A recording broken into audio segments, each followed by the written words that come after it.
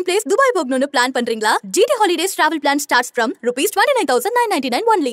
கர்மவீரர் காமராஜர் இன்னைக்கு இங்க எலெக்ஷன்ல போட்டியிட கேட்டார்னா அவர் வாய்ப்புகள் கம்மிங்கிறதா. யூரோப்பியன் யூனியன்லேயே வர்றவங்க கூட இங்க ஓட்டு போட முடியாது. ஆனா காமன்வெல்த் கண்ட்ரிஸ் லைக் இந்தியாவிலேருந்து வர்ற ஸ்டூடெண்ட்ஸ் அவங்க இமீடியட்டாக ரெஜிஸ்டர் பண்ணி அவங்க இந்த தேர்தல் எலெக்ஷனில் பங்கு பெறுறாங்க. வேட்பாளர் தேர்வு செய்யலிருந்து ஓட்டு போடுற முறையிலிருந்து ஓட்டுக்காக ரெஜிஸ்டர் பண்ணுற முறையிலிருந்து எல்லாத்துலேயும் இங்கே தமிழக தேர்தலுக்கும் லண்டன் தேர்தலுக்கும் நிறைய வித்தியாசங்கள் இல்லை. தமிழ்நாடு எலெக்ஷனாக இருக்கட்டும் அல்லது இந்தியா எலெக்ஷனாக இருக்கட்டும், அங்கே ஆட்டோமேட்டிக் மெஷின் மூலமாக தான் கவுண்டிங் போலிங் நடக்கிறது. ஆனால் இவ்வளோ பெரிய டெமோக்ராட்டிக் கண்ட்ரியாக இருந்தாலும் யுனைடெட் கிங்டம்ல இந்த நிமிடம் வரைக்கும் அது மேனுவலாக தான் இருக்கும். பணம் இந்தியாவில் தேர்தலில் ஒரு மிகப்பெரிய ஒரு கருவியாக பயன்படுத்தப்படுறது நம்ம எல்லாரும் தெரிஞ்ச விஷயம். ஆனால் யூகே பொறுத்த வரைக்கும் அதில் அதுக்கு வாய்ப்புகள் ரொம்ப கம்மி. ஆனந்த விகடன் நேயர்களுக்கு வணக்கம். பிரிட்டன் நாடாளுமன்ற வரலாற்றில் ஒரு கட்சியின் வேட்பாளராக முதலா தமிழகத்தை சேர்ந்த ஜாகிர் ஹுசைன் போட்டியிடுறாரு. அதாவது லண்டன்ல இருக்கிற கிராய்டன் வெஸ்ட் அப்படின்ற ஒரு தொகுதியில லிபரல் டெமோக்ராட்டிக் கட்சி சார்பாக தான் இவர் எம்பி பதவிக்கு போட்டியிடுறாரு. ஜாகிர் ஹுசைன் தமிழகத்தில் இருக்கிற கொள்ளிடம் பகுதியில் பிறந்தவர். 30 வருஷத்துக்கு முன்னாடி லண்டன் போன இவர் ஒரு கணினி நிறுவனத்தையும் இப்போ சொந்தமாக நடத்திட்டு வந்துட்டு இருக்கிறாரு. பல்வேறு சேவை அமைப்புகளோட சேர்ந்து பணியாற்றிட்டு இருக்கிற இவரை லண்டன்ல சந்திச்சு நேர்காணல் செஞ்சோம். வணக்கம் ஜாகிர். வணக்கம். நீங்க இந்தியால இருந்து வந்திருக்கீங்க, இப்போ எம்பி தேர்தல் நிக்கிறீங்க, ரொம்ப சந்தோஷம். இதுல இருக்கிற பாசிட்டிவ் என்ன, நெகட்டிவ் என்ன? யூகே பொறுத்த வரைக்கும் டெமோக்ராட்டிக் சிஸ்டம் ஆரம்பத்திலேருந்தே ஆல்மோஸ்ட் ஒரு 30 வருஷமா நான் இங்கே இருக்கேன். இந்தியாவிலேருந்தும் ப்ளஸ் காமன்வெல்த் கண்ட்ரீஸ்லேருந்து வர எல்லாருமே அடுத்த இம்மீடியட்டாக அவங்க இங்கே அந்த சிஸ்டத்தில் பார்ட்டிசிபேட் பண்ணலாம். ஓட்டளிக்கலாம், அவங்க எலெக்ஷன் கேம்பெயின் பண்ணலாம், ஒரு தொகுதியில் நிற்கிற ஒரு வேட்பாளருக்கு அவங்க சப்போர்ட் பண்ணலாம். அது எல்லாமே ஒரு ஃபாரினருங்கிற ஒரு கான்செப்ட் இல்லாமல் ஒரு நார்மல் லோக்கல் ரெசிடென்ட் மாதிரி, லோக்கல் சிட்டிசன் மாதிரி அவங்க எலெக்ஷனில் பங்கு பெற மாதிரி தான் இவங்களோட இந்த கண்ட்ரியோட அரசமைப்பு சட்டம் இருக்கு. அந்த அமைப்புல நீங்க கடந்த 60-70 வருஷங்கள் பார்த்தீங்கன்னா பாகிஸ்தான், பங்களாதேஷ் பிளஸ் வட இந்தியாவிலேருந்து வந்த ஒரு சில மக்கள் இந்த இந்த எலெக்ஷன்ல தொடர்ந்து போட்டியிட்டு அவங்க பல டேர்ம்ஸும் அவங்க இங்க பாராளுமன்ற உறுப்பினராக இருக்கிறாங்க. அப்போ தமிழ் சவுத் இந்தியாவில் தமிழ்நாடு போன்ற மாநிலங்கள்லேருந்து வந்தவங்க அந்த சிஸ்டத்தில் இன்வால்வ் ஆகாததுக்கு முழுமையான காரணம் என்னன்னா லாங்குவேஜ் ஒரு ரீசனாக நான் கருதுறேன். எனக்கே ஆரம்ப காலத்தில் இதில் அந்த அளவுக்கு ஆர்வம் கிடையாது. ஒரு 10-12 ஆண்டுகளாக இங்கே ஒரு சேரிட்டபிள் ஆர்கனைசேஷன் வச்சு இங்கே இருக்கிற சமூகங்களோட அதிகமாக கலந்து பல சோஷியல் ஒர்க் பண்ண காரணத்தினாலதான் அதை இன்னும் சிறப்பாக பண்றதுக்கு இந்த அரசியல் களம் நம்ம ஒத்துழைக்கும், இன்னும் நமக்கு உதவியா இருக்குங்கிற அடிப்படையில் தான் நான் அந்த ஒரு சேரிட்டி ஒர்க்கராக இருந்து நான் இந்த எலெக்ஷனுக்கு நிற்க ஒத்துக்கிட்டேன். ஸோ ப்ளஸ்ன்னு சொன்னீங்கன்னா இங்க இருக்கிற இந்த பாராளுமன்ற உறுப்பினர்கள் அவர்களுக்கு இருக்கிற அந்த பவர் சிஸ்டம் நம்ம பண்ற அந்த சேரிட்டபிள் ஒர்க்கை இன்னும் ஆம்பிளிஃபை பண்ணி பெருசாக்குறதுக்கு உதவியா இருக்கும். நெகட்டிவ்னு சொல்றதுக்கு எதுவும் கிடையாது. ஏன்னா இந்தியாவில் இருக்கிற அதே சிஸ்டம் தான் இங்கே இருக்கனால நெகட்டிவ் ஒரு பாதகம்னு எதுவும் ஒன்றும் கிடையாது. ஆனா நம்ம அதிகமான நம்மளோட நேரத்தையும் நம்மளோட பர்சனல் எனர்ஜியும் இந்த மக்களுக்காக கொடுக்கணும். அப்படி கொடுக்கலன்னா அதுக்கு அடுத்து வர்ற எலெக்ஷன்ல அவங்களோட திரும்பவும் வின் பண்றது ரொம்ப கடினமான ஒரு விஷயமா போயிடும். ஆமா, இப்போ இன்னொரு question what I want to ask is, நம்ம இந்தியாவில் நிறைய ஸ்டூடெண்ட்ஸ்லாம் படிக்க வராங்க. இப்போ one of the biggest people coming to study here are ஸ்டூடெண்ட்ஸ்லாம், அவங்களாம் இப்போ ஓட் போடலாமா அவங்களுக்கு? ஆமா, அதாவது நான் சொன்ன மாதிரி காமன்வெல்த் கண்ட்ரி யூரோப்பியன் யூனியன்லேயே வர்றவங்க கூட இங்கே ஓட்டு போட முடியாது. ஆனால் காமன்வெல்த் கண்ட்ரிஸ் லைக் இந்தியாவிலேருந்து வர்ற ஸ்டூடெண்ட்ஸ் அவங்க இமீடியட்டாக ரெஜிஸ்டர் பண்ணி அவங்க இந்த தேர்தல் எலெக்ஷனில் பங்கு பெறலாம். அப்படிதான் சிஸ்டம். ஸோ அதனால I think so we have to inform. இந்தியாவிலேருந்து வரவங்களுக்கு அது ரொம்ப இம்பார்ட்டன்ட் இல்லையா? தே கேன் voting election இது பண்ணலாம். ஆமா, இந்த ஆனால் அதிகமான இந்த கணிப்பொறி துறையில் வர்றவங்க வந்து அதில் வந்து அது கவனம் செலுத்துறது கிடையாது. அப்படி பண்ணுறது வந்து அவங்களுடைய அந்த என்ன உரிமைகளை பாதுகாக்கிறதுக்கு வந்து பலனுள்ளதாக இருக்குங்கிறது தான் என்னுடைய கருத்து. தமிழ்நாட்டிலேருந்து வந்திருக்கோம், அதனால இப்போ வந்து அங்கே இப்போ ரீசெண்டாக இப்போ தேர்தல்லாம் நடந்தது, ரொம்ப சிறப்பாக இருந்தது. அங்குள்ள தேர்தலுக்கும் எங்களுக்கு தேர்தலுக்கும் ஏதாவது வித்தியாசம் இருக்கிறதா? நிறைய வித்தியாசங்கள் இருக்குது. வேட்பாளர் தேர்வு செய்யலிருந்து, ஓட்டு போடுற முறையிலிருந்து, ஓட்டுக்காக ரிஜிஸ்டர் பண்ணுற முறையிலிருந்து எல்லாத்துலேயும் வந்து இங்கே தமிழக தேர்தலுக்கும் லண்டன் தேர்தலுக்கும் நிறைய வித்தியாசங்கள் இருக்கு. மிக முக்கியமான வித்தியாசம் நான் என்ன சொல்றேன்னா, தேர்தலில் போட்டிடுறவங்களோட அந்த நடைமுறை பின்புலம் செக்குன்னு சொல்லுவாங்க. அவங்க வந்து கிரிமினலா இருக்கிறது, அவங்களுக்கு வந்து பேங்க்ரப்ட்னு சொல்றாங்களோ, வந்து பொருளாதாரத்தில் வந்து ரொம்ப வீழ்ச்சியடைந்தோம், இது மாதிரியான பேக்ரவுண்ட் உள்ளவங்களை வந்து அந்த பொலிட்டிக்கல் பார்ட்டியோ அல்லது வந்து அவங்க இண்டிபெண்டாக இருந்தாலும் அது வந்து இங்கே நிற்க முடியாது. அப்போ வந்து உங்களுக்கு அரசியலுக்குள்ள வர்றவங்களுடைய தரம் வந்து கொஞ்சம் அதிகமாக இருக்கும், நம்பர் 1. 2வது வந்து இந்த ரீசெண்டாக நடக்கிற இந்தியா எலெக்ஷனில் தமிழ்நாடு எலெக்ஷனாக இருக்கட்டும் அல்லது வந்து இந்தியா எலெக்ஷனாக இருக்கட்டும், அங்கே வந்து ஆட்டோமேட்டிக் மெஷின் மூலமாக தான் வந்து கவுண்டிங் போலிங் நடைபெறுது. ஆனால் இவ்வளோ பெரிய டெமோக்ராட்டிக் கண்ட்ரியாக இருந்தாலும் யுனைடெட் கிங்டமில் இந்த நிமிடம் வரைக்கும் அது வந்து மேனுவலாக தான் இருக்கு. நம்ம வந்து இவங்க போலிங் ஸ்டேஷனுக்கு போயிட்டு போலிங் கார்டை வந்து பேப்பராக எடுத்து பேப்பரில் டிக் பண்ணி அதை தான் வந்து அவங்க வந்து நம்ம ஒரு 30 வருஷத்துக்கு முன்னாடி இந்தியாவில் இருந்த மாதிரியான சிஸ்டம் தான் வந்து இந்த நிமிஷமும் வந்து இங்கே இருக்கு. இது எல்லாமும் வந்து இன்னும் பல விஷயங்கள் வந்து இங்கே ரொம்ப ஸ்ட்ரிக்ட்டு. என்னன்னா, இந்தியாவில் வந்து அதிகமான நீங்கள் நான் ரீசெண்டாக நான் இந்தியா போனப்போ எலெக்ஷன் டைத்தில் போயிட்டேன். அப்போ வந்து நார்மலாக போயிட்டு இருக்கும் போதே காரை நிப்பாட்டி வந்து அவங்க சர்ச் பண்ணுறாங்க. அதில் வந்து ஏதாவது எலெக்ஷனுக்கு தேவையான மணி எடுத்து போய் நீங்கள் பணம் வந்து இந்தியாவில் தேர்தலில் வந்து ஒரு மிகப்பெரிய ஒரு கருவியாக பயன்படுத்தப்படுறது வந்து நம்ம எல்லாரும் தெரிஞ்ச விஷயம். ஆனால் யூகே பொறுத்த வரைக்கும் அதில் வந்து அதுக்கு வந்து வாய்ப்புகள் ரொம்ப கம்மி. மக்கள் வந்து குறிப்பாக அந்த நேஷ்னல் எலெக்ஷனில் வந்து ஒரு 60% வரைக்கும் அவங்க வந்து தானாக வந்து ஓட்டு போடக்கூடிய அளவுக்கு வந்து இங்கே இருக்கு. அப்புறம் இந்தியாவில் எலெக்ஷனுக்கு முன்னாடி முதல் நாள் ஈவினிங்கோட வந்து இந்த தேர்தல் பரப்புரை செய்யறது, கேம்பெயின் பண்றதெல்லாம் வந்து நிப்பாட்டணும் அப்படின்னு ஒரு கடினமான சட்டம் இருக்கும். ஆனால் இங்கே அப்படி கிடையாது. எலெக்ஷன் வந்து காலையில் 7 மணிக்கு நீங்கள் போலிங் ஸ்டேஷனில் போயிட்டு ஓட்டு போட போயிட்டு நைட்டு 10 மணி வரைக்கும் அவங்க வந்து அந்த போலிங் ஸ்டேஷன் ஓப்பனாக இருக்கும். ஆனால் அந்த நிமிஷம் வரைக்கும் நீங்கள் வந்து ஓட்டர்ஸை வீட்டில் போய் பார்க்கலாம். நீங்கள் வந்து உங்களோட அந்த சோஷியல் மீடியாவில் வந்து கேம்பெயின் பண்ணலாம். ஸோ அது எதுக்கும் வந்து உங்களுக்கு எந்த ஸ்டாப்பும் கிடையாது. அடுத்தது வந்து இந்தியா ஒரு பெரிய கண்ட்ரியாக இருக்கனால ஓட்டு முடிஞ்சு நம்ம வந்து ஒரு 2 மாதம்லாம் வெயிட் பண்ணி தான் வந்து ரிசல்ட் தெரிஞ்சுக்கக்கூடிய சுச்சுவேஷன் இருக்குது. ஆனால் யூகேல வந்து உதாரணத்துக்கு எடுத்துக்கிட்டிங்கன்னா 4th ஜூலை எலெக்ஷன் நடக்குது. 10 மணிக்கு வந்து அந்த ஓட்டு போடுறது வந்து நைட்டு 10 மணி வரைக்கும் போடலாம். ஆஃபீஸ் போயிட்டு வர்றவங்க ஈவினிங் வந்து போகிற மாதிரி, ஆஃபீஸ் போகிறவங்க காலையில் 7 மணிக்கு போட்டு போகிற மாதிரி. ஆனால் 10:50க்குலாம் வந்து நைட்டு 10 மணிக்கு போலிங் முடிஞ்சாலும் 10:45 10:50க்கு வந்து கவுண்டிங் ஸ்டார்ட் ஆகும்.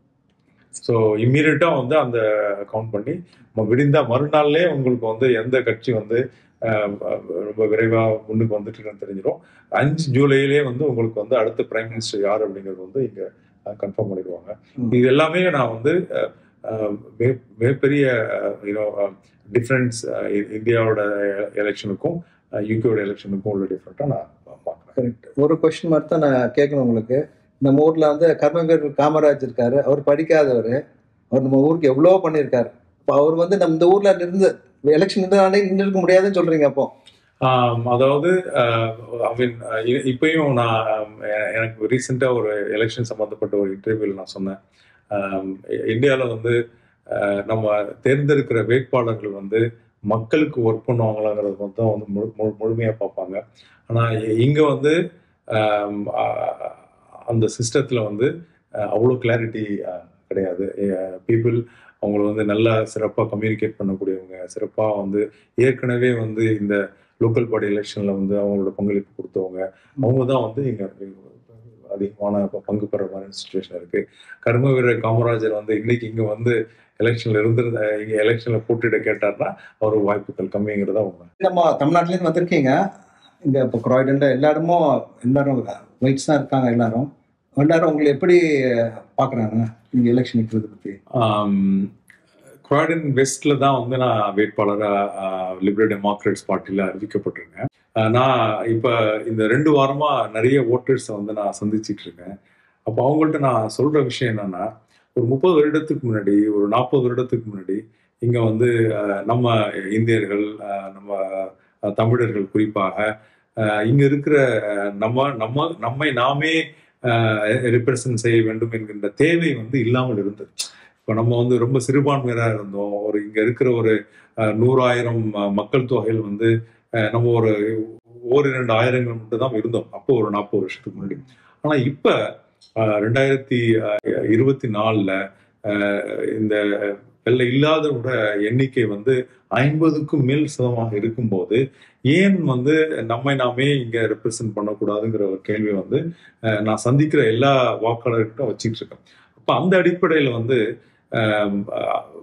நீங்க கடந்த ஒரு 4 தேர்தல்கள் பார்த்தீங்கன்னு சொன்னா லேபரோட அந்த எட்ஜ், அவங்களுக்கு இருக்கிற அந்த மெஜாரிட்டி வந்து ஒரு 24,000 ஓட்டளவு தான் மெஜாரிட்டி. இப்போ அந்த 24,000 ஓட்டை வந்து நம்ம இந்தியர்கள், இங்க இருக்கின்ற தமிழர்கள், இங்க இருக்கின்ற ஸ்ரீலங்காவை சேர்ந்தவர்கள், முஸ்லிம்கள், பாகிஸ்தான், பங்களாதேஷ் போன்ற நாட்டுகள் உள்ளவர்கள், அவங்க எல்லாரும் வந்து நம்மை நாமே வந்து ரெப்ரசன்ட் பண்ணுங்கிற முடிவுக்கு வந்துட்டாங்கன்னா இந்த தேர்தலில் வந்து நமக்கு வந்து வெற்றி பெறதுக்கான வாய்ப்புகள் வந்து அதிகமா இருக்கிற காரணத்தினாலதான் லிபரல் டெமோக்ராட் கட்சியில வந்து நான் சேர்ந்து இந்த எலெக்ஷன் வந்து பார்ட்டிசிபேட்.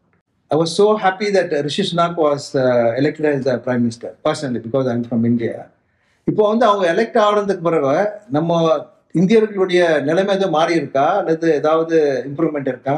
அதுக்கு என்ன நினைக்கிறீங்க? ஸோ இந்தியா மாதிரி அரசியல் தலைமைக்கும் மக்களோட வாழ்க்கைக்கும் இருக்கிற அந்த கனெக்ஷன் வந்து யூகேல இல்லைன்னு தான் நான் சொல்லுவேன். ரிஷி சுனாக்கோட அவரோட மாமனாரோட இன்ஃபோசிஸ் டெக்னாலஜி தான் நான் என்னோட யூகேல ஒரு 7 வருஷம் நான் ஒர்க் பண்ணேன். 2000லேருந்து 2007 வரைக்கும் ரெஸ்பெக்டட் என்ஆர்என்னுடைய இன்ஃபோசிஸ் டெக்னாலஜியில் யூகேல, அது க்ராய்டனில் நான் ஒர்க் பண்ணேன். இன்னும் குறிப்பாக சொல்ல போனால் க்ராய்டனுக்கு வந்தது காரணமே இன்ஃபோசிஸோட ஹெட் குவார்ட்டர்ஸ் க்ராய்டன் இருந்தனால தான் நான் இங்கே வந்து நான் குடியேறினேன் 2000ல். ஸோ ரிஷி சுனாக்கோட அவர் சான்சலராக இருக்கும்போது, போரிஸ் ஜான்சனுக்கு கீழே அவர் ஃபினான்ஸ் மினிஸ்டராக இருக்கும்போது, அவர் அந்த கோவிடோட உச்சகட்டத்தில் அவர் கொண்டு வந்த ஃபர்லோங்கிற ஸ்கீம் வந்து அவர் வந்து ஒரு பாப்புலர் எக்கனாமிஸ்டாக வந்து அவர் இந்த யூகேவும் உலகமும் அவரை பார்த்தது. ஆனால் அது வந்து மக்களோட தனிப்பட்ட வாழ்க்கையில் டே டு டே லைஃப்பை வந்து அது வந்து டச் பண்ணக்கூடியதாக, அது வந்து ஒரு மாற்றம் ஏற்படுத்தக்கூடியதான ஒரு ஃபர்லோங்கிற ஸ்கீமை வந்து அவர் கொண்டு வந்தனால தான் வந்து ரிஷி வந்து ஒரு பாப்புலர் மெம்பர் ஆஃப் பார்லிமெண்ட்டாகவும் ஒரு பாப்புலர் ஃபினான்ஸ் மினிஸ்டராகவும் இருந்தார். ஆனால் அப்போ இருந்த அந்த ஒரு பாசிட்டிவ் வான ஒரு தாக்கம் வந்து அவர் பிரதம மந்திரி ஆனதுக்கு அப்புறம் வந்து லண்டன்ல வந்து பார்க்க முடியல. ஏன்னா அவர் வந்து பிரதமர் ஆனது அந்த மெத்தட் எப்படி வந்து பிரதமர் ஆனாரு, பிரதமர் ஆனதுக்கு அப்புறம் ஏற்பட்ட சில inflation, cost of living crisis, என்ஹெச்எஸ்ல இருந்த கிரைசிஸ், கன்சர்வேட்டிவ் பார்ட்டிக்குள்ள இருந்த பல்வேறு பிரச்சனைகள், இது எல்லாமே அவரோட ப்ரொஃபைல வந்து குறைச்சிதான் ஆச்சு. எனக்கு என்ன தோணுதுன்னா, அவர் வந்து ஃபினான்ஸ் மினிஸ்டராகவே கண்டினியூ பண்ணியிருக்கலாம். அப்படி பண்ணியிருந்தா இந்த இவ்வளோ பெரிய ஒரு கன்சர்வேட்டிவ் பார்ட்டிக்கும் ஒரு மிகப்பெரிய லாஸ் ஆகிறதுக்கும் அது ஒரு காரணமாக இருந்தது. சுருக்கமாக சொல்ல போனோம்னா, அவர் பிரைம் மினிஸ்டர் ஆனதுனால இங்கே இருக்கிற நம்ம போன்ற இந்தியர்கள் வாழ்க்கையில் வந்து ஒரு மாற்றம் இருக்குதா, அதில் இம்பேக்ட் இருக்குதான்னு சொன்னால் சுத்தமாக இல்லை என்று தான் அடுத்து சொல்ல வேண்டும். நிறைய விஷயம் சொல்லியிருக்கீங்க, ரொம்ப சந்தோஷமா இருக்கு. உங்களை வந்து நான் இப்போ எலெக்ஷன் அனௌன்ஸ் பண்ணது ரொம்ப வெரி ஷார்ட் டியூரேஷன், 4 weeks தான் கொடுத்துருந்தாங்க. நீங்கள் ரொம்ப I see lot of people working for you. Liberal டெமோக்ராட்ஸுக்கு வந்து இப்போ வீடாக போகிறாங்க, இது பண்ணுறாங்க. உங்கள் வெற்றி வாய்ப்பு எப்படி இருக்குன்னு நீங்கள் நினைக்கிறீங்க? எனக்கு ரொம்ப $1 million கொஸ்டின் இதை எடுத்துக்கலாம். நார்மலாக இந்த எலெக்ஷனுக்கான ப்ரிப்பரேஷனை வந்து நாங்கள் ஜனவரிலேயே ஆரம்பிச்சிட்டோம். ஜனவரி 2024 வந்து ஏன்னா கண்டிப்பாக வந்து அக்டோபர் நவம்பரில் இந்த எலெக்ஷன் வருங்கிறது வந்து நாங்கள் எதிர்பார்த்தது. அதனால ஜனவரியிலே எங்களோட யூனோ ஃபீல்டு ஒர்க்கை நாங்கள் ஆரம்பிச்சிட்டோம். ஆனால் இந்த பிரதமர் தான் வந்து இந்த அடுத்த எலெக்ஷன் டேட்டை வந்து அனௌன்ஸ் பண்ணுவாருன்னு சொல்லும்போது 4 வீக்ஸ் டயத்தில் அனௌன்ஸ் பண்ணது வந்து எங்களுக்கு ஒரு ஷாக்காக தான் இருந்தது. இது ஸ்னாப் போல்னு சொல்லுவாங்க. பட் இருந்தாலும் அனௌன்ஸ் பண்ண மறுநாள் காலையில வந்து எங்களோட பணியை நாங்கள் ஆரம்பிச்சிட்டோம். இன்னைக்கு பார்த்தீங்கன்னா களத்தில் நூற்றுக்கணக்கான யங்ஸ்டர்ஸ், யூத், விமன், சிஸ்டர்ஸ் எல்லாரும் இறங்கி வந்து இந்த எலெக்ஷனில் வந்து நம்மளோட உரிமையை நிலைநாட்டக்கூடிய அளவுக்கு வந்து அவங்க உழைச்சிக்கிட்டு இருக்காங்க. எங்களோட டே காலையில் 6 மணிக்கு ஆரம்பிச்சதுன்னா இரவு 2 மணி வரைக்கும் எங்களோட ஒர்க்கு. ஒவ்வொரு நாளும் நாங்கள் வந்து மக்களை பார்க்கறது, மக்களுக்கு வந்து எங்களோட செய்திகளை கொண்டு சேர்றது, இங்கே இருக்கிற டிவி, ரேடியோ போன்ற மூலமாக மக்களுக்கு வந்து நாங்கள் எப்படி டிஃப்ரெண்ட்டாக இருப்போங்கிறத வந்து எடுத்து சொல்வது, அந்த வேலையை வந்து ரொம்ப கடினமாக பண்ணிட்டு இருக்கோம். நாங்கள் வந்து இங்கே இருக்கிற ஸ்ரீலங்காவை சேர்ந்த பல கம்யூனிட்டிகள், இந்தியாவிலேருந்து வந்திருக்கிற பல கம்யூனிட்டிகள், தமிழகத்திலேருந்து வந்திருக்கின்ற தமிழ் மற்றும் இஸ்லாமிய சமூகங்கள் எல்லார்ட்டையும் வந்து எங்களோட ஒர்க்கு எவ்ரிடே அவங்க சந்திச்சு பேசிட்டு இருக்கோம். ஸோ இந்த கணக்கில் வந்து எங்களோட வெற்றி வாய்ப்புகள் வந்து ரொம்ப அதிகமாக இருக்கிறது தான் வந்து நிதர்சனமான உண்மை.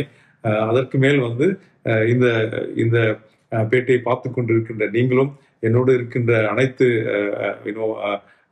ஆதரவாளர்களும் உங்களோட இறை துவாவில் வையுங்கள். வெற்றி நம்மை வந்து சேரும் என்று கேட்டுக்கொள்கின்றேன். அஸ்ஸலாமு அலைக்கும் வரஹ்மத்துல்லாஹி தஆலா வபரகாத்துஹு.